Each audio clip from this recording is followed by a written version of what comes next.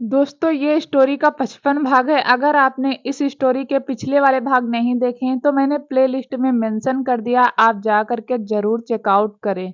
राजवीर अभी हर्षवर्धन से बात कर रहा था, लेकिन उसकी नज़र बार-बार उस नर्स पर जा रही थी। वही वह नर्स भी बार-बार चोर नज़रों से राजवीर को देख रही थी और सिवाय की ड्रेसिंग चेंज करने की एक्टिंग कर रही थी। राजवीर ने एक नज़र उस नर्स को देखा और फिर हर्षवर्धन के साथ कमरे से बाहर चला गया। वहीं उस नर्स को एक मौका मिल गया। राजवीर ने आसपास नज़र घुमाई तो बॉडीगार्ड अपनी जगह तैनात थे और वहीं कॉरिडोर में 4 बॉडीगार्ड भी खड़े हुए बातें कर रहे थे। लेकिन वह बॉडीगार्ड शरीर में काफ़ी मजबूत थे, जो राजवीर से हजम नहीं हो रहा था। वहीं राजवीर के बहुत ज़्यादा कहने पर हर्षवर्धन वहां से जा चुका था। कमरे के अंदर उस नर्स ने एक इंजेक्शन तैयार किया। उस नर्स की आंखें ही बता रही थी कि वह कितनी शातिर है और इस वक्त वह शिवाय को जहर का इंजेक्शन देने आई है। उस नर्स ने इंजेक्शन शिवाय की ग्लूकोज की बोतल के अंदर लगा दिया और वह दोनों नर्स एक दूसरे को देखकर मुस्कुराने लगी। उस नर्स ने जैसे ही इंजेक्शन लगाया और अपना हाथ नीचे किया, तभी शिवाय के कमरे का गेट खुला। दोनों ही नर्स हैरानी से कमरे की तरफ देखने लगी। वहां राजवीर खड़ा था। राजवीर ने स्टूल पर रखे इंस्ट्रूमेंट में से एक चाकू उठाया और उसे नर्स की तरफ फेंक दिया। उस नर्स ने घबराकर अपने हाथों से अपना चेहरा कवर कर लिया, लेकिन वह चाकू सीधा जाकर ग्लूकोज की बोतल की नली पर लगा और वह नली वहीं टूट गई। राजवीर गुस्से में आया। उसने खींचकर एक चाटा नर्स के गाल पर जड़ दिया और नर्स फर्श पर गिर पड़ी। नर्स ने चेहरा उठाकर देखा तो राजवीर की आंखें खुली की खुली रह गई। वह नर्स कोई और नहीं, नैना कपूर थी। नैना कपूर को देखकर राजवीर का गुस्सा दुगना हो गया। वहीं वह दूसरी नर्स डर से कांप रही थी। राजवीर ने सुलगती हुई आंखों से कहा, नैना कपूर, तुम्हारे जितना गिरी हुई औरत मैंने नहीं देखी, लेकिन तुम्हें देखकर लगता है कि दुनिया में राक्षस योनि के लोग अब भी जिंदा हैं। वहीं राजवीर ने दूसरी नर्स को देखा तो वह डर गई और उसके मुंह से धीरे से निकला दी। उस नर्स के मुंह से दी सुनकर राजवीर को समझते देर नहीं लगी कि वह नित्या है। राजवीर ने नित्या के बालों को पकड़ा और उसे भी नैना कपूर की तरह देखते हुए कहा, तुम दोनों बहनों को शर्म नहीं आती? इतना सब कुछ बर्बाद करने के बाद भी शिवाय की जान लेने आई हो। तभी उस कमरे में 4 वार्ड बॉय आ गए, जिसे देखकर राजवीर को कुछ गड़बड़ लग रही थी। उनमें से एक वार्ड बॉय ने अपनी बाजू फोल्ड करते हुए कहा, मैम आप दोनों जाइए, इसे तो हम देख लेंगे। नैना और नित्या एक दूसरे को संभालती हुई जाने लगी, लेकिन तभी राजवीर फाइटिंग मोड में आ गया और उसने सबसे पहले एक पैर शिवाय के बेड पर मारा। शिवाय का बेड कमरे के एक कोने की तरफ चला गया। राजवीर ने कहा, ना तो आज तुम चारों जिंदा जाओगे और ना ही यह बहनें। तभी एक वार्ड बॉय ने उस पर अटैक किया तो राजवीर ने भी उस अटैक को रोक कर एक पंच उसके मुंह पर मारा। वह दोनों बहनें डर गई और एक साइड खड़ी हो गई। नित्या को लेकर जैसे ही जाने की कोशिश करती, राजवीर कुछ ना कुछ करके उसे रोक देता। राजवीर का गुस्सा भी चरम सीमा पर पहुंच चुका था।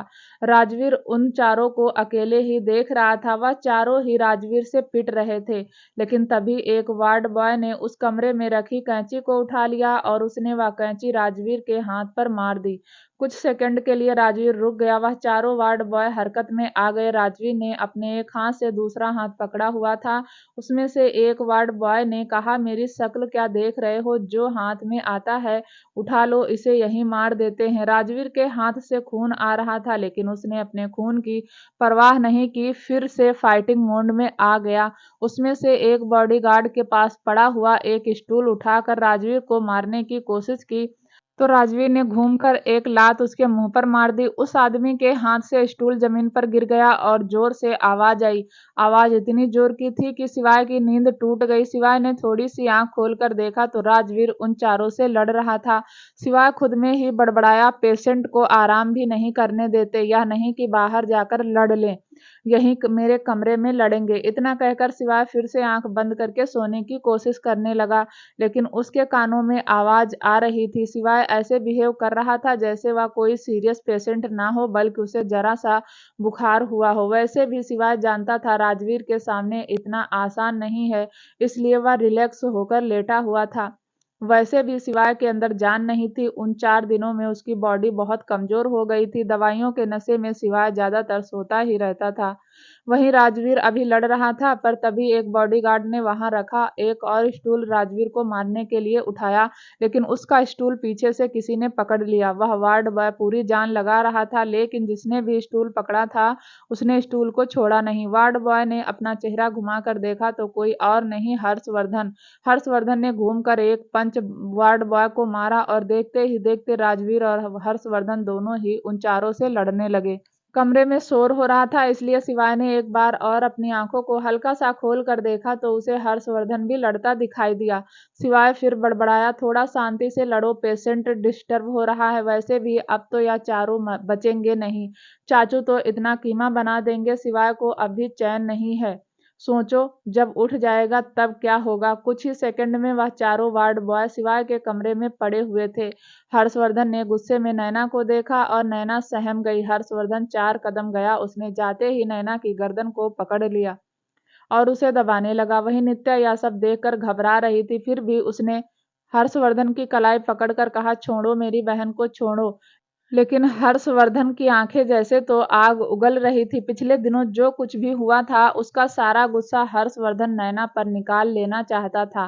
राजवीर ने भी एक बार भी नैना को छुड़ाने की कोशिश नहीं की। इनफैक्ट वह भी यही चाहता था कि आज नैना का गेम ही एंड हो जाए।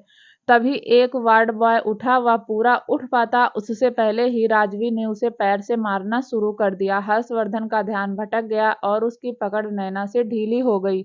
नैना ने मौके का फायदा उठाया और हर्षवर्धन को धक्का दे दिया और जल्दी से नित्या का हाथ पकड़कर वहां से भाग गई।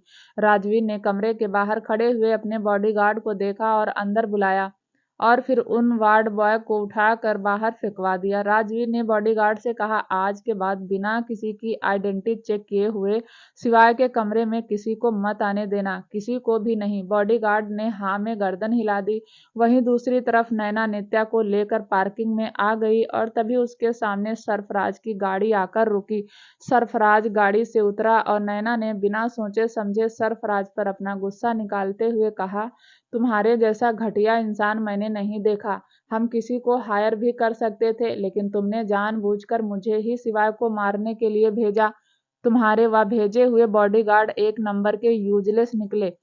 किसी से भी ना हर्षवर्धन पर अटैक हुआ, ना ही राजवीर पर, बल्कि हर्षवर्धन और राजवीर ने मिलकर उन चारों को बहुत मारा। बड़ी मुश्किल से बचकर आई हूँ, वरना हर्षवर्धन ने तो मेरी जान ही ले ली थी। और यह सब हुआ तुम्हारी वजह से। तुम्हारे जैसा घटिया इंसान मैंने नहीं देखा। नैना गुस्से में कुछ ना कुछ बोले जा रही थी और वहीं सरफराज नैना को प्यार से देख रहा था। थोड़ी देर बाद सरफराज घूमकर नैना की तरफ आया और नैना ने सरफराज के कॉलर को पकड़ते हुए कहा, मैं तुम लोगों के प्लान का हिस्सा नहीं बनना चाहती थी, लेकिन तुम्हारी वजह से मुझे इसका हिस्सा बनना पड़ा। तुमने कहा था तुम किसी को नहीं मारोगे, लेकिन तुमने तो मुझे ही शिवाय को मारने के लिए भेज दिया। तुम्हारी वजह से मैं और मेरी बहन की जान जाते जाते बची। सरफराज को नैना का गुस्सा देखकर नैना पर प्यार आ रहा था, पर तभी सरफराज ने नैना को किस किया। यह देखकर नैना की आंखें बड़ी हो गई और वह सरफराज को खुद से दूर करने लगी, लेकिन सरफराज ने नैना के दोनों हाथों को पकड़कर पीछे की तरफ मोड़ दिया। वहीं नित्या यह सब देख रही थी और उसकी आंखें भी बड़ी हो गई।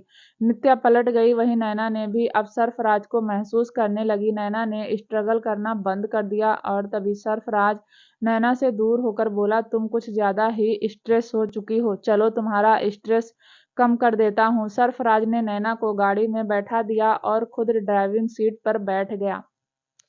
सरफराज ने नैना को देखकर कहा, तुम्हारी बहन बाहर खड़ी रहेगी। तभी नित्या ने भी गाड़ी का गेट खोला और नित्या भी गाड़ी में बैठ गई। सरफराज ने पहले नित्या को बंगले पर छोड़ा, फिर नैना को लेकर अपने फार्म हाउस आ गया।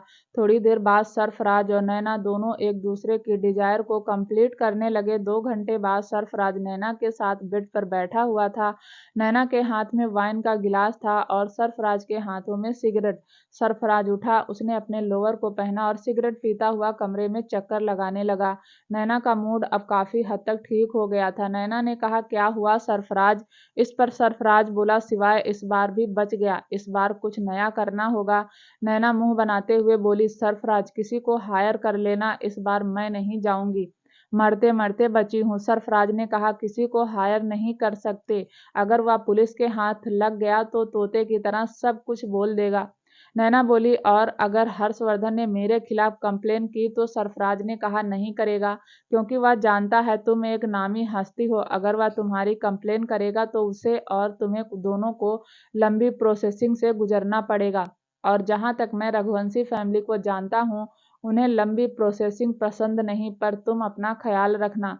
पहले तो उन्हें डाउट था कि वह यह सब हम कर रहे हैं, लेकिन अब तो हर्षवर्धन को कंफर्म हो गया है कि यह सब हम ही कर रहे हैं। बेहतर होगा कि तुम कुछ दिनों के लिए इंडिया से बाहर चली जाओ, वरना इस बार हर्षवर्धन तुम्हें जिंदा नहीं छोड़ेगा। वहीं दूसरी तरफ राजवीर रात भर शिवाय के पास ही था। हर्षवर्धन मेंशन वापस आ गया था। हर्षवर्धन सुबह रघुवंशी मेंशन से हॉस्पिटल वापस आया और फिर उसने राजवीर को मेंशन भेज दिया। राजवीर के हाथ में बैंडेज हुई थी, क्योंकि उसके हाथ में कट लग गया था। राजवीर ने अपनी गाड़ी मेंशन के बाहर रोकी और अंदर चला गया। राजवीर जब अपने कमरे में गया तो रूही अभी अभी वॉशरूम से बाहर आई थी। रूही ने एक नज़र राजवीर को देखा और राजवीर ने एक नज़र रूही को देखा, और कुछ सेकंड तक रूही को ही देखने लगा। रूही बहुत खूबसूरत लग रही थी। उसका चेहरा खिला हुआ लग रहा था। पिछले एक हफ्ते से जो कुछ भी हो रहा था, उसके चलते रूही का चेहरा मुरझा गया था। लेकिन आज रूही के चेहरे पर हल्की सी मुस्कुराहट थी, जो उसकी खूबसूरती को बढ़ा रही थी। राजवीर ने अपने इमोशंस को कंट्रोल किया और फिर अब नजरें झुकाकर क्लोसेट की ओर चला गया। राजवीर ने अपना बाथरोब लिया और वॉशरूम में चला गया। वहीं रूही राजवीर को देख रही थी और उसके चेहरे पर भी मीठी सी मुस्कुराहट आ गई। रूही जल्दी से नीचे गई। उसने मेंशन के अंदर मंदिर में दिया जलाया, बाल गोपाल को भोग लगाया और उसके बाद राजवीर के लिए नाश्ता बनाने लगी। थोड़ी देर बाद रूही ने राजवीर के लिए नाश्ता बनाया और प्लेट लेकर कमरे में आ गई। रूही जब कमरे में आई तो राजवीर तैयार हो चुका था और वह अपने हाथ की बैंडेज को चेंज करने की कोशिश कर रहा था। नहाते हुए उसकी बैंडेज गीली हो गई थी। रूही ने राजवीर को स्ट्रगल करते हुए देखा तो प्लेट को टेबल पर रख दिया और खुद राजवीर के पास जाकर उसकी बैंडेज चेंज करने में हेल्प करने लगी। राजवीर ने भी रूही को मना नहीं किया। जैसे जैसे रूही राजवीर की पट्टी खोल रही थी, वैसे वैसे रूही की आंखों में पानी आ गया। रूही समझ रही थी कि राजवीर भी कितने ही दिनों से भागदौड़ कर रहा है, कभी ऑफिस, कभी हॉस्पिटल, कभी मेंशन। राजवीर भी ठीक से ना खाता है और ना ही सोता है। यही सब सोच सोच कर रूही की आंखें गीली हो गई। वहीं रूही को रोता हुआ देखकर राजवीर इरिटेट हो रहा था। सिचुएशन को देखते हुए राजवीर रूही से समझदारी की उम्मीद करता था, लेकिन रूही तो दिन पर दिन बच्ची बनती जा रही थी, जिसे देखकर राजवीर को गुस्सा भी आता था और चिढ़ भी जाता था। रूही राजवीर की बैंडेज चेंज करती रही। राजवीर अपने इमोशंस को जैसे तैसे कंट्रोल करके बैठा हुआ था। वहीं रूही का हाथ राजवीर की चोट पर दवाई लगाते हुए कांप रहा था। राजवीर ने एक बार रूही की शक्ल देखी और फिर मन ही मन कहा, पता नहीं सच में रो रही है या मुझे इम्प्रेस करने के लिए ड्रामा कर रही है। रूही का दिल तो जैसे तैसे राजवीर को देखकर भर आया था। इसका एक एक आंसू उसके प्यार की गवाही दे रहा था। फाइनली रूही राजवीर की पट्टी को अच्छे से बांध दिया, लेकिन उससे गांठ बंध नहीं रही थी। रूही बार बार पट्टी की गांठ बांध रही थी, लेकिन पट्टी छोटी पड़ गई, जिसकी वजह से रूही से गांठ बंध नहीं रही थी। राजवीर ने रूही को देखकर ताना मारते हुए कहा, तुमसे यह छोटी सी गांठ नहीं लग रही, पूरी जिंदगी हमारे रिश्ते की गांठ को संभालने की बात करती हो। राजवीर ने रूही का हाथ अपनी बाजू से हटाकर बोला, तुमसे नहीं होगा। राजवीर ने खुद ही उस गांठ को एक ही हाथ से बांध दिया और फिर रूही को देखकर बोला, जहां निभाने की बात आती है, वहां अगर दिल से कोशिश की जाए तो इंसान निभा लेता है। राजवीर जैसे ही बाहर की तरफ जाने लगा, रूही ने थोड़ा तेज आवाज में कहा, तुम कहना चाहते हो कि मैं दिल से कोशिश नहीं कर रही? इस पर राजवीर ने अपनी आंखें कसकर बंद की और अपने गुस्से को कंट्रोल किया और फिर पलटकर रूही को देखकर बोला, तुम दिल से तो क्या, तुम कोशिश ही नहीं कर रही। 4 दिन कोशिश करोगी रूही, 5वें दिन तुम्हें समझ आ जाएगा कि हमारे रिश्ते का कुछ नहीं हो सकता। तो बेहतर होगा तुम यह बात अभी अपने दिमाग में बिठा लो, समझी? राजवीर कमरे के गेट तक ही पहुंचा था कि रूही ने खींचकर एक तकिया राजवीर की कमर पर मारा और कुछ सेकंड के लिए राजवीर हैरान हो गया। राजवीर ने पलट कर देखा और रूही पॉइंट करके बोली, अगर तुम्हें लगता है कि तुम्हारी कड़वी बातें बोलने से मैं हार मान जाऊंगी तो नहीं मानूंगी। अब तुम कुछ भी कर लो राजवीर, मैं तुम्हें डाइवोर्स नहीं देने वाली। तुम्हें जितना बोलना है बोलो, जो करना है कर लो। चाचू से जो बात कहना है जाकर कह दो। अब तो चाचू क्या, चाचू का बाप भी तुम्हें मुझसे डाइवोर्स नहीं दिलवा सकता। यह चैलेंज है रूही का, एक जन्म में तो क्या, तुम तो मुझसे 7 जन्म तक अपना पीछा नहीं छुड़ा सकते, समझे? राजवीर ने कुछ जगह तक रूही को आंखें फाड़े देखा और फिर पलट कर जाने लगा। लेकिन राजवीर के चेहरे पर एक मुस्कुराहट आ गई। उसने आज पहली बार रूही की आंखों में अपने लिए थोड़ा सा प्यार देखा था। वहीं राजवीर कमरे से निकल गया और रूही पीछे से चिल्लाती हुई बोली, कम से कम खाना खाकर जाओ। राजवीर अपने कोट का बटन बंद करते हुए बोला, ऑफिस में खा लूंगा। राजवीर मेंशन से बाहर चला गया और उसने ड्राइविंग सीट संभाली, लेकिन राजवीर के चेहरे पर कहीं न कहीं हल्की सी मुस्कुराहट थी, जो बहुत दिनों बाद उसके चेहरे पर आई थी। वहीं दूसरी तरफ दिव्यांश की हालत भी खास ठीक नहीं थी। दिव्यांश पूरा दिन ऑफिस में गॉगल चढ़ा कर रखता था। उसकी आंखें हमेशा ही लाल रहती थी। दिव्यांश भी रोना चाहता था, लेकिन उसके कंधे पर एक लड़का होने की जिम्मेदारी थी, जिसके चलते वह नहीं रोता, पर उसकी आंखें कहाँ मानती थी, इसलिए वह लाल हो जाती थी। आंखें कहती थी आंसुओं को बह जाने दो, और दिव्यांश कहता था इन्हें मैं बाहर आने की इजाजत नहीं दे सकता। और इसी छोटे से झगड़े में दिव्यांश की आंखें लाल रहने लगी। राजवीर एक मीटिंग खत्म करके दिव्यांश के केबिन में गया। दिव्यांश ने अभी अपना गॉगल अपनी आंखों में चढ़ाया हुआ था। राजवीर ने एक नजर दिव्यांश को देखा और बोला, आंखें छुपा लेने से तुम दर्द नहीं छुपा सकते। दिव्यांश अपनी चेयर से खड़ा हुआ और खिड़की के पास जाकर बोला, सीनियर, इन आंखों की और मेरी लड़ाई चल रही है। ना यह हारने को राजी हैं और ना ही मैं। या तो यह आंखें जीतेंगी या फिर मैं।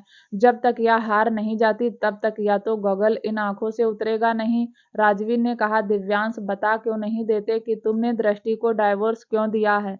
हो सकता है कि मैं तुम्हें कोई सल्यूशन ही दे दूं। दिव्यांश ने अभी राजवीर की तरफ नहीं देखा और खिड़की की तरफ ही देखते हुए कहा, सीनियर, मैं अपने प्यार को रुस्वा नहीं करना चाहता। तुम बस इतना समझ लो कि सब मेरी गलती है। इस डाइवोर्स की जिम्मेदारी सिर्फ मैं हूँ। राजवीर समझ गया था कि दिव्यांश उसे कुछ नहीं बताएगा, लेकिन राजवीर यह भी समझ गया था कि यह सब भी रणविजय सिंह राणा की ही चाल है। राजवीर ने अपने हाथ में पकड़ी हुई फाइल को दिव्यांश की टेबल पर रखते हुए कहा, जब तुम्हारा दर्द तुम्हें कुछ देर के लिए छोड़ दे तो इस फाइल पर नजर घुमा लेना। बहुत इम्पोर्टेंट फाइल है। यह टेंडर हमें कल ही सबमिट करना है। राजवीर केबिन से जाने लगा और फिर कुछ सोचकर दिव्यांश की तरफ देख कर बोला, अगर इन सब के जिम्मेदार तुम होते तो दर्द नहीं होता। राजवीर चला गया। वहीं दिव्यांश के चेहरे पर एक मुस्कुराहट आ गई, जो दिव्यांश पर ही हंस रही थी। कुछ दिन और बीत गए। राजवीर ने अपनी गाड़ी हॉस्पिटल के बाहर रोकी। राजवीर गाड़ी से उतरा। उसने एक नज़र हॉस्पिटल को देखकर कहा, और देर नहीं कर सकता, आज शिवाय को सब कुछ बता दूंगा। राजवीर हॉस्पिटल के अंदर चला गया और लिफ्ट से होता हुआ शिवाय के कमरे में गया। हर्षवर्धन शिवाय के पास ही बैठा हुआ था। वहीं शिवाय अब भी दवाइयों के नशे में लेटा हुआ था। शिवाय को ऐसे देखकर राजवीर का दिमाग खराब हो गया। राजवीर ने सबको संभाल तो रखा था, लेकिन वह अकेला कैसे संभाल रहा था वही जानता था। हीर ने भी राजवीर से अनगिनत बार कह दिया था कि वह पीहू के डैडी से मिलना चाहती हैं। वहीं हर्षवर्धन ने भी ना जाने कितनी बार राजवीर को हीर को ढूंढने के लिए कह दिया था। रूही का अपना ही चालू था, और दिव्यांश, वह तो जैसे इस दुनिया में कहीं खो सा गया था। पैंथर का भी अता पता नहीं था। सौर भी इंडिया छोड़ दिया था। राजवीर इस वक्त बहुत गुस्से में था। राजवीर भी गुस्से में शिवाय के पास बैठ गया। राजवीर ने कहा, चाचू, अब आप घर चले जाइए, मैं यहाँ रुकता हूँ। हर्षवर्धन ने कहा, राजवीर, पिछले 1 महीने से तुम रोज रात को शिवाय के पास रुकते हो। तुम्हें भी तो आराम की जरूरत है। दिन में ऑफिस और रात को यहाँ। आज तुम चले जाओ, मैं यहाँ रुकता हूँ। राजवीर ने कहा, चाचू, आप मेरी फिक्र मत करिए, मैं यहीं सो जाता हूँ, आप चले जाइए। हर्षवर्धन जाना नहीं चाहता था, लेकिन राजवीर के बहुत ज्यादा कहने पर हर्षवर्धन चला गया। राजवीर हर्षवर्धन को कमरे के गेट तक छोड़ने आया। हर्षवर्धन ने राजवीर को एक नज़र देखा और फिर लिफ्ट की तरफ चला गया। जैसे ही लिफ्ट बंद हुई, राजवीर को तसल्ली हो गई कि हर्षवर्धन वापस नहीं आएगा। राजवीर गुस्से में और शिवाय को देखकर लगभग चिल्लाता हुआ बोला, 1 महीना हो गया यहाँ पड़े हुए, तो क्या सारी जिंदगी यहीं पड़े रहने का इरादा है? तुझे पता भी है कितना रायता फैल गया। दिव्यांश डेली पीने लगा है। चाचू ने 1 महीने से ऑफिस की शक्ल नहीं देखी। पैंथर का पता नहीं कहाँ है। पूर्वी का भी नहीं पता। सॉरी, इंडिया छोड़कर चला गया। दिव्यांश का डाइवोर्स हो गया। रूही मुझे डाइवोर्स नहीं देना चाहती, और सबसे बड़ी बात, तेरी आर्या कोमा में चली गई, लेकिन तू यहाँ लेटा हुआ है। 1 महीना हो गया, तेरी आंख नहीं खुली। दवाई खाता है, सो जाता है, सूप पीता है, सो सो जाता है, पानी पीता है, सो जाता है, बस उठता है, खाता है, पीता है, दवाई खाता है और सो जाता है। और यहाँ मैं कुत्ता बन गया हूँ। राजवीर को अब सच में बहुत गुस्सा आ रहा था। राजवीर सिवाय के बेड के पास गया और कमर पर हाथ रखकर सुलगती हुई आंखों से बोला, किसी ने कहा है अगर जमाई घर में रहने लग जाए तो उसकी हालत कुत्ते जैसी हो जाती है। मेरी हालत भी कुत्ते जैसी ही है, बस कुत्ते की तरह वफादारी दिखाते रहो। 1 महीना हो गया है चैन से नहीं सोया हूँ, जितना सोया हूँ तेरे पास ही सोया हूँ। या इतने से सोफे पर मेरी टांगे देखी कितनी लंबी हैं, इस छोटे से सोफे पर फिट भी नहीं हो पाता, फिर भी यहीं सोता हूँ ताकि तुझे कुछ ना हो जाए। राजवीर गुस्से में सिवाय के रूम में चक्कर लगा रहा था और फिर एक बार सिवाय को देखकर कहा, उस दिन तूने मुझे बताया था, मुझे पैसे दिए थे, मेरे भाई का इलाज तेरे पैसों से हुआ था। वह एहसान है जिसे मैं कभी नहीं चुका सकता और उस एहसान के चलते ही यहाँ तेरे सामने खड़ा हूँ। लेकिन सिवाय मेरे भी कुछ सपने हैं, मुझे भी अपनी जिंदगी में कुछ करना है। मैं अपनी पहचान रघुवंशी नाम पर नहीं बनाना चाहता, खुद के बलबूते पर करना चाहता हूँ। लेकिन मैं तो यहाँ फंस कर रह गया। अगर तेरा एहसान नहीं होता तो नैना कपूर तो तुझे बाद में मारती, पहले मैं ही मार देता। इतना कहकर राजवीर ने सिवाय के बेड पर गुस्से में 2-3 बार लात मार दी और वह बेड थोड़ा सा हिलने लगा और सिवाय की नींद टूट गई। 1 घंटे बाद सिवाय बेडशीट एक लगाकर बैठा हुआ था और राजवीर उसे सूप पिला रहा था। राजवीर का गुस्सा काफी हद तक शांत हो गया था। वहीं सिवाय के चेहरे पर अब भी छोटी सी मुस्कुराहट थी, जैसे वह राजवीर को चिढ़ा रहा हो। राजवीर सिवाय के इम्प्रेशन देखता हुआ बोला, मुझे मत चिढ़ा, मैं तेरा सीनियर हूँ और सबसे बड़ी बात तेरा जीजा भी, तो मुझे मत चिढ़ा, मेरा दिमाग पहले से ही बहुत खराब हो रहा है। तभी एक नर्स आई और उसने कुछ टैबलेट राजवीर की तरफ बढ़ाते हुए कहा, सर प्लीज यह टैबलेट भी पेशेंट को खिला दीजिएगा। राजवीर ने वह टैबलेट गुस्से में पकड़ी और मुट्ठी में बंद करते हुए कहा, ठीक है मैं खिला दूंगा, आप जाइए और जब तक मैं ना कहूँ इस कमरे में कोई डॉक्टर कोई नर्स नहीं आएगा। उस नर्स ने हाँ में गर्दन हिलाई और कमरे से चली गई। सिवाय ने एक बार फिर राजवीर को देखा और मुस्कुरा दिया। राजवीर ने दांत पीसते हुए कहा, सिवाय मैं थप्पड़ मार दूंगा, मत कर, मैं बहुत इरिटेट हो चुका हूँ। चुपचाप या सूप पी, फिर मुझे तुझसे बहुत जरूरी बात करनी है। फाइनली सिवाय ने सूप पी लिया और राजवीर की तरफ देखकर धीमी सी आवाज में कहा, मेरी टैबलेट। राजवीर ने वह टैबलेट डस्टबिन में फेंकते हुए कहा, नहीं मिलेंगी टैबलेट, टैबलेट खाओगे और तुम्हें थोड़ी ही देर में नींद आ जाएगी। मुझे तुमसे बात करनी है और तुम मेरी बात सुनोगे। सिवाय फिर से मुस्कुराकर राजवीर को देखने लगा। राजवीर को सिवाय की आदत पता थी, वह किसी भी चीज को सीरियस नहीं लेता था। फिर भी राजवीर ने अपने बालों को पकड़ते हुए कहा, सिवाय आर्या कोमा में चली गई। सिवाय ने स्माइल करके कहा, अरे मेरी छुई मुझ को कुछ नहीं होगा। सिवाय ने फिर अपने दिल पर हाथ रखकर कहा, उसके लिए तो मैं यहाँ गोली खा ली। राजवीर ने अपना माथा पीटते हुए कहा, गोली यहाँ नहीं कमर पर खाई थी। सिवाय ने हल्का सा मुस्कुराकर कहा, हाँ लेकिन निकली तो यहीं से है ना। अब तो राजवीर के चेहरे पर भी मुस्कुराहट आ गई और उसने हंसते हंसते अपना चेहरा सिवाय के बेड में छुपा लिया। थोड़ी देर हंसने के बाद राजवीर ने कहा, तुझे पता भी है कितना कुछ गड़बड़ हो गया है और तू यहाँ कमेंट मार रहा है। सच कहते हैं चाचू, साउथ इंडियन मूवी कुछ ज्यादा ही देखता है। सिवाय ने कहा, सीनियर मैं टेंशन नहीं लेता, टेंशन देता हूँ। उस वक्त मेरे पास चाचू को बचाने का कोई और तरीका नहीं था, वरना वहीं के वहीं रणविजय सिंह राणा के सीने में 6 की 6 गोलियां उतार देता। रही बात मेरी फैमिली के बिखरने की, तो तू टेंशन मत ले, उन सबको मैं बहुत जल्दी रघुवंशी मेंशन ले आऊंगा। राजवीर ने सिवाय को देखा। सिवाय ने कहा, अब बता 1 महीने में क्या क्या हुआ है। राजवीर ने सिवाय को 1 महीने की सारी बातें बता दी। जैसे जैसे राजवीर बोल रहा था सिवाय के चेहरे पर गुस्सा आने लगा, लेकिन सिवाय ने अपना गुस्सा बड़ी ही चालाकी से छुपा लिया। सारी बात सुनने के बाद सिवाय ने कहा, मुझे डिस्चार्ज कब मिलेगा। राजवीर बोला, पता नहीं, पर मेरे हिसाब से 1 हफ्ते के अंदर मिल जाना चाहिए। अगर तुम प्रोटोकॉल फॉलो करोगे तो, या तुम्हें डिस्चार्ज कर देंगे। सिवाय ने कहा, और कितना प्रोटोकॉल फॉलो करना है, सारा दिन तो दवाई लेकर नशे की हालत में पड़ा रहता हूँ, कभी कभी तो फीलिंग आती है जैसे ड्रग्स लेकर पड़ा हूँ। राजवीर ने कहा, कुछ दिन और फिर वह तुम्हें डिस्चार्ज कर देंगे, लेकिन फिलहाल बता करना क्या है, कहाँ से शुरुआत करें। सिवाय ने राजवीर की तरफ देखकर सीरियस होते हुए कहा, चाची की ट्रेनिंग शुरू करो। राजवीर ने कहा, चाची ने पिछले 1 महीने से चाचू से मिलने की रट लगा रखी है और तू कह रहा है उनकी ट्रेनिंग शुरू करो। शिवाय ने कहा, राजवीर, चाची को हम सब के सामने ऐसे नहीं ला सकते हैं। चाची का मैप ऑन तो करना ही पड़ेगा ताकि रणविजय सिंह चाची पर अटैक न करे। राजवीर ने कहा, चाची का मैप ऑन कर देंगे तो तुम्हें क्या लगता है चाचू पहचान नहीं पाएंगे? शिवाय ने कहा, हाँ जानता हूँ, चाचू एक नज़र में ही पहचान लेंगे, लेकिन चाचू कंफर्म करने में टाइम लेंगे और उस वक्त हमें रणविजय सिंह राणा के बिजनेस पर अटैक करना। उस समय हमें नैना कपूर की बैंड बजाना। नैना कपूर को बहुत घमंड है ना कि वह टॉप की मॉडल है। उसके प्रोजेक्ट को छीन कर चाची को दिलवाएंगे। राजवीर ने कहा, और तुम्हें लगता है चाची यह सब करने के लिए तैयार हो जाएंगी? शिवाय ने कहा, जानता हूँ तैयार नहीं होंगी, लेकिन उन्हें तैयार करना पड़ेगा। सीनियर, तुम जाओ और चाची को मेरे पास लेकर आओ। मैं चाची को समझाता हूँ, वह मान जाएंगी। रघुवंशी मेंशन। हर्षवर्धन हॉल में खड़ा हुआ था। रात के 2 बज गए थे, लेकिन दिव्यांश अभी तक घर नहीं आया था। हर्षवर्धन ने ना जाने कितने ही कॉल दिव्यांश को कर दी थी, लेकिन दिव्यांश ने एक कॉल का भी आंसर नहीं दिया। जब पैंथर दिव्यांश के साथ रहता था तो हर्षवर्धन को कभी भी दिव्यांश की टेंशन नहीं होती थी, लेकिन पैंथर के जाने के बाद हर्षवर्धन को दिव्यांश की टेंशन हर वक्त रहती थी, जिसके चलते वह दिव्यांश का इंतजार कर रहा था। थोड़ी देर बाद दिव्यांश की गाड़ी रघुवंशी मेंशन के बाहर आकर रुकी। ड्राइवर गाड़ी से बाहर उतरा। उसने दिव्यांश की साइड का गेट खोला। दिव्यांश अपने लड़खड़ाते कदमों से बाहर निकला और जैसे तैसे मेंशन के अंदर चला गया। दिव्यांश को खुद का कोई होश नहीं था। हर्षवर्धन दिव्यांश को देख रहा था और दिव्यांश अपने लड़खड़ाते कदमों से हर्षवर्धन के पास आया। दिव्यांश से ठीक से खड़ा भी नहीं हुआ जा रहा था।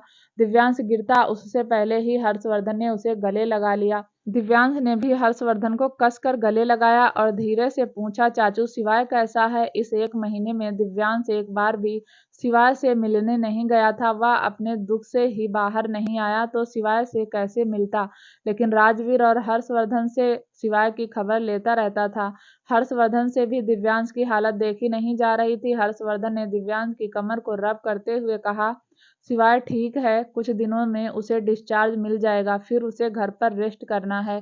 लेकिन तुमने अपनी यह क्या हालत बना ली? तुम्हें इतना टूटा हुआ तो मैंने तब भी नहीं देखा था जब वह एक्सीडेंट हुआ था। तुमसे पूछ पूछ कर थक गया हूँ कि आखिर तुमने दृष्टि को डाइवोर्स क्यों दिया, लेकिन तुमने तो जैसे कसम खा रखी है कि कुछ नहीं बताओगे। दिव्यांश हर्षवर्धन से थोड़ा सा दूर हुआ और लड़खड़ाते कदमों से सीढ़ियों की तरफ जाता हुआ बोला, मैं ठीक हूँ चाचू, आज क्लाइंट के साथ थोड़ी ज्यादा पी ली, इसीलिए आने में देर हो गई। आप मेरा इंतजार मत किया कीजिए, जाकर सो जाइए, चाची मिल जाएंगी, परेशान मत होइए। राजवीर है ना, चाची को जल्दी ढूंढ देगा। दिव्यांश अपने लड़खड़ाते हुए कदमों से सीढ़ियों की तरफ जाने लगा और तभी उसके कदम डगमगा गए।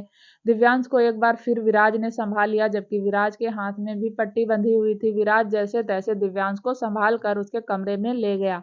दिव्यांश के जाते ही हर्षवर्धन की आंखों में गुस्सा उतर गया। हर्षवर्धन ने कहा, रणविजय सिंह राणा, तुम्हारे किए हुए हर कर्म का हिसाब करूंगा। तुमने मेरा हंसता खेलता परिवार भी बिखेर कर रख दिया। तुम्हें इतनी आसानी से तो मैं छोड़ूंगा नहीं। तुम्हें भी इस दर्द से गुजरना पड़ेगा जिस दर्द से मैं गुजर रहा हूँ। अगले दिन वहीं विराज ने गाड़ी फार्म हाउस के बाहर रोकी। विराज के साथ वीरा भी थी। दोनों को ही राजवीर ने बिना किसी को बताए फार्म हाउस आने के लिए कहा था। वीरा विराज जैसे ही अंदर गए, उनकी नजर सोफे पर बैठी हुई हीर पर पड़ी। हीर को देखते ही दोनों की आंखें बड़ी हो गई। विराज जल्दी से हीर के पास गया। विराज हीर के पैरों के पास बैठता हुआ बोला, चाची आप तो बिल्कुल ठीक हो, तो फिर मेंशन क्यों नहीं आती? आपको पता है चाचू आपके बिना कितना अकेले हो गए हैं। पीहू भी दिन रात आपको याद करती है। विराज की बात सुनकर हीर की आंखों में पानी आ गया। फिर हीर बोली, जाना तो मैं भी चाहती हूँ विराज भैया, लेकिन राजवीर भैया जाने ही नहीं दे रहे। तभी वहां राजवीर आया और बोला, विराज इन बातों का वक्त नहीं है, तुम्हें और वीरा को चाची को ट्रेनिंग देनी है। चाची को टॉप मॉडल बनाना है। चाची नैना कपूर को टक्कर देंगी, लेकिन हीर रघुवंशी बनकर नहीं, बल्कि हिना बाजवा बनकर। विराज और वीरा को राजवीर की बात समझ नहीं आ रही थी। राजवीर ने उन दोनों की तरफ देखा और फिर उन्हें सारी बातें बताने लगा। राजवीर ने वीरा और विराज को अच्छे से समझाते हुए कहा, अब तुम दोनों समझ गए, तुम्हें सिंड्रेला चाची को परफेक्ट बनाना है, इतना परफेक्ट कि कोई भी उनमें कमी ना निकाल पाए। तुम दोनों के पास ज्यादा वक्त नहीं है, सिर्फ 4 या 5 महीने ही हैं। इन 4-5 महीनों में मुझे रिजल्ट चाहिए। मैं चाहता तो किसी और को हायर कर सकता था, लेकिन विराज तुम जानते हो हम इस वक्त रिस्क नहीं ले सकते, किसी बाहर वाले को अपने प्लान में शामिल नहीं कर सकते, इसलिए तुम्हें कर रहा हूँ। विराज बोला, सीनियर वह सब तो ठीक है, लेकिन मुझे ऑफिस भी जाना होता है। राजवीर ने विराज की तरफ देखकर कहा, ऑफिस में तू कितने पहाड़ तोड़ता है मैं ही जानता हूँ। यह सुनते ही विराज ने नजर चुरा ली, क्योंकि जब तक शिवाय और दिव्यांश थे विराज ऑफिस में कुछ खास काम नहीं करता था, बस उन्हें डिस्टर्ब ही करता था। विराज ने नजर चुराकर बोला, वीरा के सामने इंसल्ट क्यों कर रहे हो? वीरा ने हंसकर कहा, हाँ राजवीर भाई, मेरे सामने इंसल्ट मत करो, मैं आपके सामने इसकी इंसल्ट खुद करूंगी। यह सुनते ही सब हंसने लगे। राजवीर ने कहा, विराज कभी कभी ऑफिस भी चले जाना, लेकिन फिलहाल यह काम ज्यादा जरूरी है। विराज ने हाँ में गर्दन हिला दी, लेकिन हीर तो आंखों में पानी लिए बैठी थी। हीर ने कहा, जब तक मैं पीहू के डैडी से नहीं मिलूंगी मैं कोई ट्रेनिंग नहीं लूंगी, मुझे पहले पीहू के डैडी को देखना है। राजवीर पिछले 1 महीने से हीर को कैसे समझा रहा था वही जानता था, लेकिन अब हीर का सब्र भी टूटता जा रहा था। राजवीर ने कहा, चाची समझने की कोशिश करो, आपने कहा था कि आप पीहू को देखना चाहती हो, मैंने आपको पीहू से मिलवा दिया, लेकिन चाचू आपको पहचान जाएंगे, आप समझती क्यों नहीं? इस बार हीर ने गुस्से में कहा, हाँ नहीं समझती, ना ही समझना चाहती हूँ, मुझे बस पीहू के डैडी को देखना है, और जब तक उन्हें देखूंगी नहीं तब तक मैं कुछ नहीं करूंगी, खाना पीना भी छोड़ दूंगी। हीर के इतना जिद करने पर राजवीर को हीर के सामने घुटने टेकने पड़े। राजवीर ने कहा, ठीक है तो फिर जाइए, तैयार होकर आइए, मैं आपको आज ही चाचू से मिलवा देता हूँ, लेकिन आप उन्हें सिर्फ देखेंगी, बात नहीं करेंगी और ना ही उनके करीब जाएंगी, और उसके बाद आपको ट्रेनिंग करनी होगी। हीर ने अपने आंसू पोंछकर हाँ में ही गर्दन हिला दी।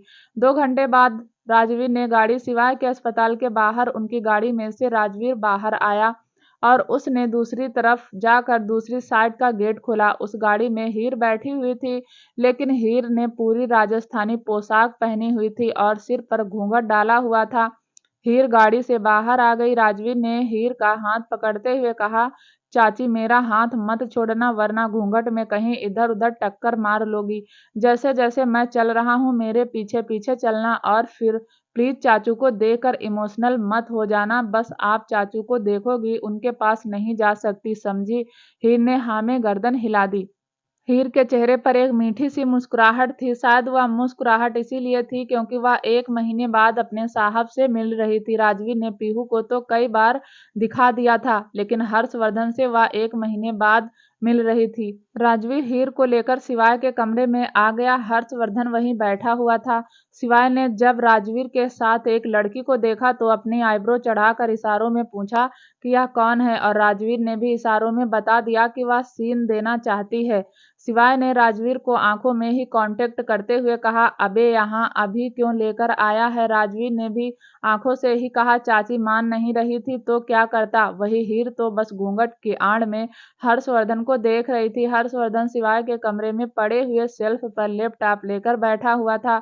वही हीर तो बस एक टक घूंघट में हर्षवर्धन को ही देख रही थी। तभी हर्षवर्धन का ध्यान राजवीर और हीर पर गया। हर्षवर्धन की नजर कुछ देर तक हीर पर ही ठहर गई। बेशक हर्षवर्धन हीर का चेहरा नहीं देख रहा था, लेकिन कद काठी में बिल्कुल उसकी साहिबा जैसे ही थी।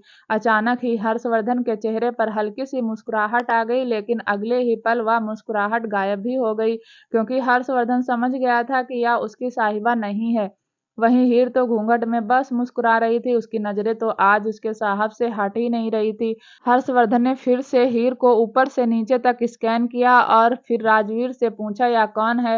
राजवीर ने कहा, यह मेरी बहन है, आज ही गांव से आई है। हर्षवर्धन ने कहा, लेकिन यह घूंघट किसके लिए कर रही है? राजवीर फ्लो फ्लो में बोला, आपसे। सब हैरानी से राजवीर को देखने लगे। वहीं राजवीर ने अपनी बातों को सही करते हुए कहा, मेरा कहने का मतलब है आप तो जानते ही हैं राजस्थान के गांव में अब भी घूंघट प्रथा है, तो यह यहाँ भी घूंघट ही कर रही है, शादीशुदा है ना इसलिए। हर्षवर्धन ने कहा, मुझसे क्या घूंघट करना, जैसे तुम्हारी बहन वैसे मेरी बहन। यह सुनते ही तीनों की आंखें बड़ी हो गई। तीनों ने ही एक साथ कहा, आपकी बहन कैसे हुई।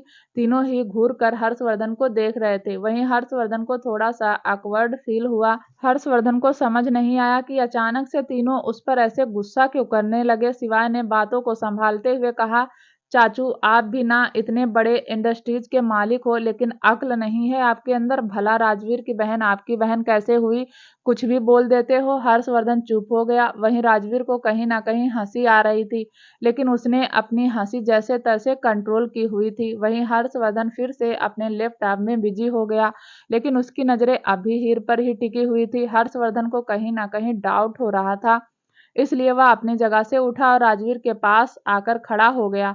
हर्षवर्धन अब भी हीर को ही स्कैन कर रहा था। वहीं हीर तो बस घूंघट में मुस्कुराकर हर्षवर्धन को ही देख रही थी। हर्षवर्धन थोड़ा सा हीर के करीब गया तो राजवीर ने हीर की कलाई पकड़कर उसे दूसरी तरफ कर लिया। हर्षवर्धन झुककर हीर का चेहरा देखना चाहता था, लेकिन हीर अपना चेहरा बार बार इधर उधर घुमा लेती थी। हीर को तो हर्षवर्धन को देखकर बड़ा मजा आ रहा था। वहीं हर्षवर्धन को डाउट हो गया था कि शायद वह उसकी ही हीर है, लेकिन कंफर्म नहीं था, इसलिए वह बार बार बहाने मारकर हीर का चेहरा देखना चाहता था। वहीं राजवीर और हीर दोनों ही अलर्ट थे। उन्होंने एक बार भी हर्षवर्धन को हीर का चेहरा नहीं देखने दिया। हर्षवर्धन को देखकर शिवाय को भी हंसी आ रही थी। उसने अपना मोबाइल लिया और उसने हर्षवर्धन को मैसेज टाइप करके भेजा, चाचू यह क्या कर रहे हो, या कैसी अजीब सी हरकत कर रहे हो, देख रहे हो ना राजवीर की बहन कितना अनकंफर्टेबल फील कर रही है, लेकिन आप तो उसका चेहरा देखकर ही रहोगे। हो क्या गया है आपको, कहाँ गए आपके वह संस्कार, आपके वह सिद्धांत और आपकी वह मैच्योरिटी। हर्षवर्धन का मोबाइल जब वाइब्रेट हुआ तो उसने भी मोबाइल चेक किया और शिवाय का मैसेज पढ़कर उसे रिप्लाई देते हुए कहा, शिवाय मुझे लगता है यह हीर है। शिवाय ने फिर से मैसेज किया, चाचू दिमाग टेंशन में छोड़कर आए हो, अगर वह हीर होती तो आपसे छुपती, यह राजवीर आपसे हीर को चाची को छुपा लेता। हर्षवर्धन को बात तो समझ आ रही थी, लेकिन फिर भी उसका दिल मानने के लिए तैयार नहीं था। हर्षवर्धन फिर से जाकर सोफे पर बैठ गया, लेकिन उसकी नजरें अभी हीर पर ही टिकी हुई थी। हर्षवर्धन का डाउट थोड़ा सा बढ़ गया था। हर्षवर्धन ने राजवीर की तरफ देखते हुए कहा, राजवीर तुम्हारी इस बहन की शादी हो गई है ना। राजवीर ने हाँ में गर्दन हिला दी। हर्षवर्धन ने पूछा, क्या करता है इसका पति। चने बेचता है, आपको क्या। शिवाय थोड़ा सा इरिटेट होकर बोला। हर्षवर्धन ने थोड़ा सा सख्ती से शिवाय से कहा, तुम राजवीर हो। मैंने राजवीर से पूछा है, तुमसे नहीं, चुपचाप बैठे रहो। मैं तुम्हारा चाचू हूँ, तुम मेरा बाप बनने की कोशिश मत करो। हाँ तो राजवीर, मैं क्या कह रहा था, क्या करता है तुम्हारा बहनोई। राजवीर ने कहा, उनका छोटा सा बिजनेस है। हर्षवर्धन ने पूछा, फिर हीर को स्कैन किया और अपना लैपटॉप उठाकर वहां से चला गया। हर्षवर्धन के जाते ही हीर ने घूंघट ऊपर कर लिया। हीर के चेहरे पर एक मीठी सी मुस्कुराहट थी, लेकिन राजवीर और शिवाय की आंखों में गुस्सा। शिवाय ने हल्के गुस्से में कहा, सिंड्रेला चाची, आज पहली और आखिरी बार चाचू को देखने आई हो। आपको नहीं पता, आपके पति चील की आंख लेकर घूम रहे हैं। एक और बार आप उनके सामने आ गई तो उन्हें पहचानने में टाइम नहीं लगेगा। हीर ने कहा, लेकिन शिवाय भैया, समस्या क्या है आपको पता है, राजवीर भैया को पता है, और अब तो विराज और वीरा को भी पता चल गया, तो आप सब पीहू के डैडी से मुझे क्यों छुपा रहे हैं। शिवाय ने कहा, क्योंकि पीहू के डैडी बहुत ज्यादा सेंसिटिव हैं। आप हिम्मत करके उनसे दूर रह लेंगी, लेकिन वह आपसे दूर नहीं रहेंगे, रोज आपसे मिलेंगे, और यह बात ज्यादा दिन तक किसी से छुप नहीं पाएगी कि आप जिंदा हो, और मैं आपकी जिंदगी को लेकर रिस्क नहीं ले सकता। इसीलिए कह रहा हूँ, जाकर अपनी ट्रेनिंग पर ध्यान दीजिए। जितनी जल्दी जल्दी आप सब कुछ सीख लेंगी, उतनी जल्दी आप अपने पीहू के डैडी के सामने जाएंगी, और अगर आपने नहीं सीखा तो मैं किसी भी हालत में आपको चाचू के सामने लेकर नहीं जाऊंगा। तब तक तो बिल्कुल नहीं, जब तक उस रणविजय सिंह राणा को सबक सिखा दूं। इसीलिए कह रहा हूं कि समझने की कोशिश कीजिए और अपनी ट्रेनिंग पर ध्यान दीजिए। हीर ने हाँ में गर्दन हिला दी और फिर भागते हुए उस कमरे की खिड़की के पास गई। वहां से हर्षवर्धन पार्किंग में उसे दिखाई दे रहा था। हीर तब तक हर्षवर्धन को देखती रही जब तक हर्षवर्धन गाड़ी में बैठकर चला नहीं गया। राजवीर ने एक नजर हीर को देखकर कहा, शिवाय चाची गलत नहीं है। शिवाय ने कहा, हाँ मैं जानता हूँ चाची गलत नहीं है, लेकिन फिलहाल हम कुछ नहीं कर सकते। अब तुम चाची को लेकर चले जाओ। चाचू का कुछ भरोसा नहीं, तुम्हारे पीछे भी आदमी लगा दें। राजवीर ने हाँ में गर्दन हिलाई और हीर का हाथ पकड़कर वहां से चला गया। राजवीर हीर को लेकर पार्किंग में आ गया। राजवीर ने हीर को गाड़ी में बैठाया और तभी रूही की गाड़ी पार्किंग में आकर रुकी। रूही ने राजवीर को दूर से देखा। रूही राजवीर के पास जाने लगी, लेकिन राजवीर गाड़ी लेकर वहां से चला गया। लेकिन रूही ने राजवीर के पास हीर को बैठे हुए देख लिया। रूही ने हीर की शक्ल तो नहीं देखी, लेकिन वह समझ गई कि राजवीर के साथ कोई लड़की थी। रूही का दिल जोरों से धड़कने लगा। उसने अपनी आंखों पर यकीन नहीं हो रहा था। उसने आज तक किसी लड़की को राजवीर के आसपास भी नहीं देखा था, लेकिन आज राजस्थानी आउटफिट में एक लड़की को देखकर रूही बेचैन हो गई थी। उसे इनसिक्योरिटी फील होने लगी। रूही अपने इमोशंस को कंट्रोल करती हुई शिवाय के पास चली गई। शिवाय को देखकर रूही ने जल्दी से पूछा, शिवाय भैया, राजवीर आया था, उसके साथ कोई औरत थी? कौन थी? राजवीर आपसे मिलने आया था। आज राजवीर ऑफिस नहीं गया। शिवाय भी मुस्कुराकर रूही को देख रहा था। आज शिवाय को समझते देर नहीं लगी कि रूही के दिल में राजवीर के लिए मोहब्बत के दिए जल गए हैं। शिवाय रूही को मुस्कुराकर देख रहा था, वहीं रूही के चेहरे पर तो दुनिया भर की टेंशन थी। रूही ने एक बार फिर पूछा, बताओ ना भैया, राजवीर के साथ वह औरत कौन थी? राजवीर यहाँ किसी औरत के साथ आए थे? शिवाय ने कहा, तुम मुझसे मिलने आई हो या मेरा हालचाल पूछने आई हो या राजवीर की जन्म कुंडली निकालने? रूही को अपनी गलती का एहसास हुआ। वह मिलने तो शिवाय से ही आई थी, शिवाय का हालचाल पूछने आई थी, लेकिन राजवीर को देखकर सब कुछ भूल गई। रूही जाकर शिवाय के पास बैठ गई और बोली, मिलने तो आपसे आई थी, अब कैसी तबीयत है आपकी? ठीक है, कुछ दिनों में मेंशन आ जाऊंगा, शिवाय ने कहा। थोड़ी देर हीर चुप रही और उसके बाद फिर से वही सवाल दोहराने लगी, अब तो बताइए, राजवीर के साथ वह औरत कौन थी? शिवाय ने कहा, मुझे क्या पता कौन थी, लेकिन बड़े हक के साथ पकड़ कर लेकर गया है। रूही की आंखें बड़ी हो गई। रूही ने कहा, आपका बहनोई आपकी बहन के होते हुए किसी दूसरी लड़की का हाथ पकड़ रहा है, और आप मुझे कितने प्यार से बता रहे हैं। आपने राजवीर से पूछा क्यों नहीं कि वह लड़की कौन थी? कहते हुए रूही की आंखें हल्की सी नम थी, जिससे साफ पता चल रहा था कि राजवीर को किसी लड़की के साथ देखकर उसके दिल के कितने टुकड़े हो रहे हैं। शिवाय ने बड़े प्यार से कहा, मैं क्यों पूछूं? वैसे भी चाचू ने कहा है, घर में कोई भी रूही और राजवीर के रिश्ते के बारे में जिक्र नहीं करेगा और ना ही इनके बीच में बोलेगा। चाचू ने तुम्हारी शादी का फैसला तुम्हारे ऊपर छोड़ रखा है। तुम राजवीर से डिस्कस करके बता देना कि तुम राजवीर के साथ रहना चाहती हो या उससे डाइवोर्स लेना चाहती हो। चाचू ने राजवीर को भी इस रिश्ते से फ्री कर दिया है। वह अगर तुम्हें डाइवोर्स देना चाहता है तो घर में कोई उसे नहीं रोकेगा। और अब तुम ही बताओ, अगर वह तुम्हें डाइवोर्स देगा तो उसकी जिंदगी में कोई लड़की तो आएगी ना? मौके का फायदा उठाना तो शिवाय से सीखे। शिवाय ने एक ही बार में रूही को चारों खाने चित कर दिया था। रूही कुछ नहीं बोली, बस कमरे में टेंस होकर चक्कर लगाने लगी। रूही ने थोड़ी देर बाद कहा, शिवाय भैया, मैं राजवीर को डाइवोर्स नहीं दूंगी, चाहे कुछ भी हो जाए। शिवाय बोला, उस एप्पल को छील कर दे। रूही को गुस्सा तो बहुत आ रहा था, उसके दिल पर बनाई थी और शिवाय को एप्पल खाने की पड़ी थी, लेकिन शिवाय बीमार था, इसीलिए रूही ने वह एप्पल छील कर और काट कर शिवाय के सामने रख दिया और फिर मुंह बनाकर बोली, सुना आपने मैंने क्या कहा? मैं राजवीर को डाइवोर्स नहीं दूंगी, कभी नहीं दूंगी, चाहे कुछ भी हो जाए। शिवाय एप्पल खाता हुआ बोला, तो मुझे क्या बता रही हो? जाकर चाचू को बताओ, या फिर तुम चाचू को भी मत बताओ, जाकर राजवीर का दिल जीत लो, तुम्हारा डाइवोर्स अपने आप ही रुक जाएगा। वरना जितना राजवीर ने हम सबके लिए किया है, उस हिसाब से तो चाचू उसे तुम्हारे साथ जबरदस्ती के रिश्ते में रहने नहीं देंगे। रूही भी इस बात को झुठला नहीं सकती थी कि राजवीर ने रघुवंशी फैमिली के लिए बहुत कुछ किया है। यही तो वक्त था जब रूही राजवीर का दिल जीत ले गई थी। वीरा और विराट दोनों ही हीर को ट्रेंड कर रहे थे। हीर ने अपने सिर पर 3-4 किताबें रखी हुई थी और पैरों में बड़ी बड़ी हील्स पहनी हुई थी, फिर बैलेंस करके चल रही थी, और तभी हीर धड़ाम से गिर पड़ी। विराज ने कसकर अपनी आंखें बंद कर ली और वीरा ने अपनी हथेली माथे पर मार ली। वीरा जल्दी से गई, उसने हीर को उठाते हुए कहा, चाची ऐसे नहीं, थोड़ा और बैलेंस करके चलो, थोड़ा नजाकत के साथ चलो, देखो मैं आपको चलकर दिखाती हूँ।